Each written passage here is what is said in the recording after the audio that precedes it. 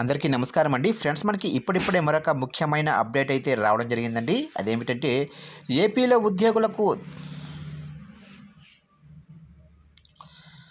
Hi అండి, అందరికీ నమస్కారం అండి ఫ్రెండ్స్. మనకి ఇప్పుడిప్పుడే మరొక ముఖ్యమైన అప్డేట్ అయితే రావడం జరిగిందండి. అదేమిటంటే ఏపీలో ఉద్యోగులకు చంద్రబాబు అదిరిపోయే గుడ్ న్యూస్ అంటూ ఇప్పుడిప్పుడే ఎంప్లాయీస్కి సంబంధించిన మరొక లేటెస్ట్ అప్డేట్ అయితే రావడం జరిగిందండి.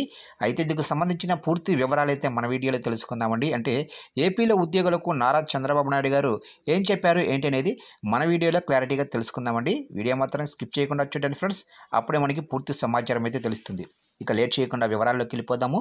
ఇక ఏపీలో ప్రభుత్వ ఉద్యోగులకు సీఎం చంద్రబాబు ఇవాళ గుడ్ న్యూస్ చెప్పారు. ముఖ్యంగా పని ఒత్తిడిలో పడి కుటుంబాలని నిర్లక్ష్యం చేస్తున్న, ఆరోగ్యం పాడు చేసుకుంటున్న ఉద్యోగులకు చంద్రబాబు చెప్పిన న్యూస్ ఖచ్చితంగా శుభవార్త కాబోతుంది.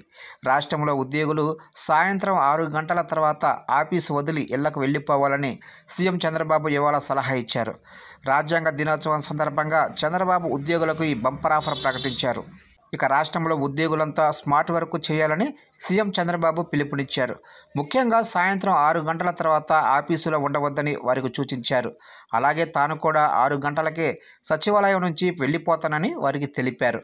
ఉద్యోగులు హార్డ్ వర్క్ కాకుండా స్మార్ట్ వర్క్ చేయాలని వారికి చంద్రబాబు సూచించారు. గతంలో మాదిరిగా ఎక్కువ గంటలు ఆఫీసుల్లో ఉండి పనిచేసే సంస్కృతి ఉండదని చంద్రబాబు ఉద్యోగులకు గుర్తు చేశారు. ఇక ఇప్పుడు అమల్లోకి వచ్చిన సాంకేతిక పరిజ్ఞానం వల్ల ఇప్పుడు ఉద్యోగులకు ఎక్కువ సమయం ఆఫీసుల్లోనే ఉండి పనిచేయాల్సిన అవసరం లేదని సీఎం చంద్రబాబు తెలిపారు. కాబట్టి సాయంత్రం 6 గంటల తర్వాత ఎవరు ఆఫీసుల్లో ఉండొద్దనేది తన విధానంగా వివరించారు.